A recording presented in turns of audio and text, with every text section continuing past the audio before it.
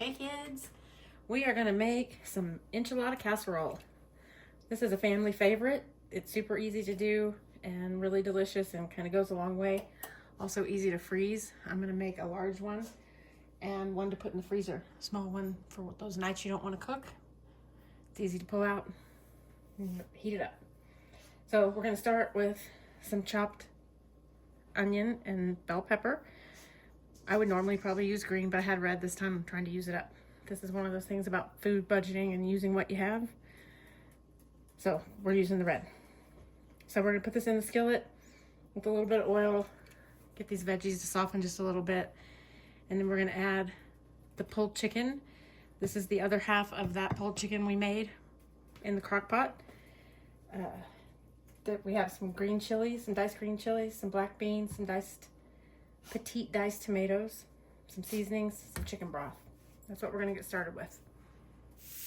Okay, I've got my chopped veggies in the skillet. I'm gonna put about a tablespoon of oil in there. I've got my heat on about 7, so that's medium high. Like I said, we're just gonna soften these up a little bit, and we'll start adding these other stuff.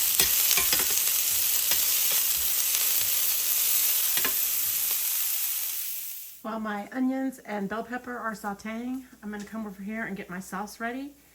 So it's super simple. We're gonna mix together cream of chicken soup and red enchilada sauce. I'm actually gonna double my cream of chicken soup this time because I'm going to make, like I said, a big one and a small freezer version. Sometimes I just do it with 1 can of chicken soup and 1 can of enchilada sauce. So we're gonna mix those together right quick and make our sauce.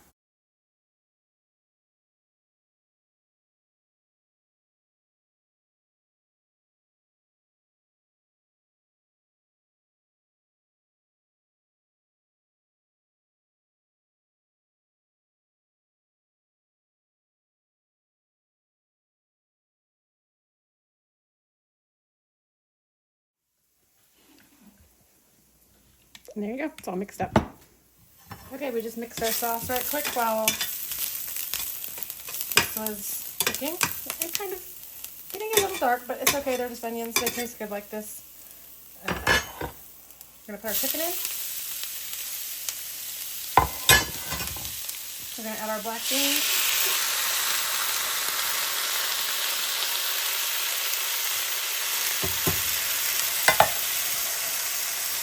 Add our diced tomatoes.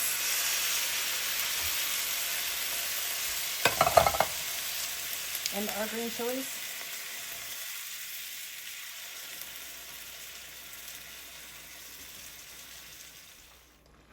We're just gonna mix this together.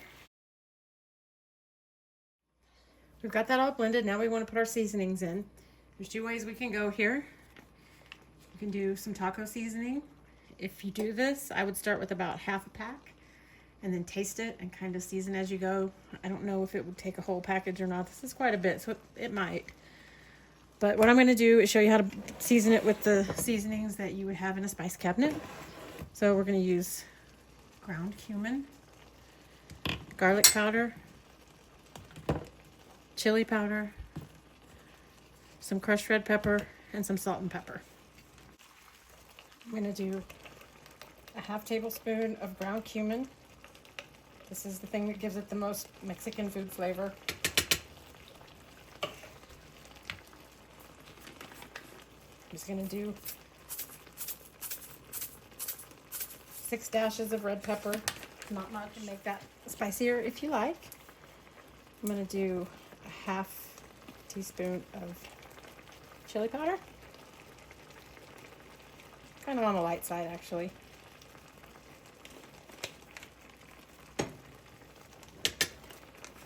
And same with garlic.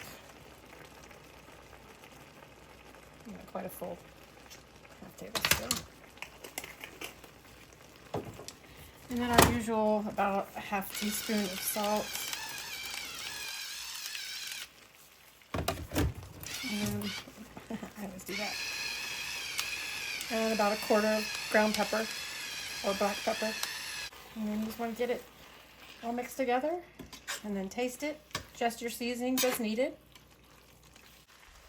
And turn my heat down. to about 4.5. We'll taste a little bit of this and see how my seasonings are. Just right. Okay, I'm going to turn my heat off and I'm going to take this over. Actually, I'm going to let it cool down just a little bit and get the rest of this ready, and we will assemble the casserole. I've also started preheating my oven to 350 degrees, so it's ready to bake when I get this put together. Okay, we're going to put our casserole together and get it in the oven. I'm going to start with some restaurant-style tortilla chips. We line our pans with tortilla chips and then crush them. Once your tortillas are crushed, you want to just cover that with this chicken and bean, tomato, pepper mixture. Once that's spread out, then you want to add your sauce.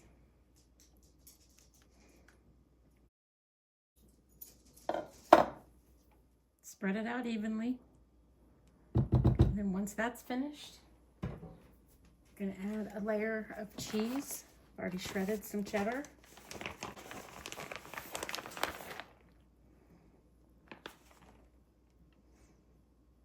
Spread out the cheese all over the top and then top it with the rest of your crushed tortilla chips.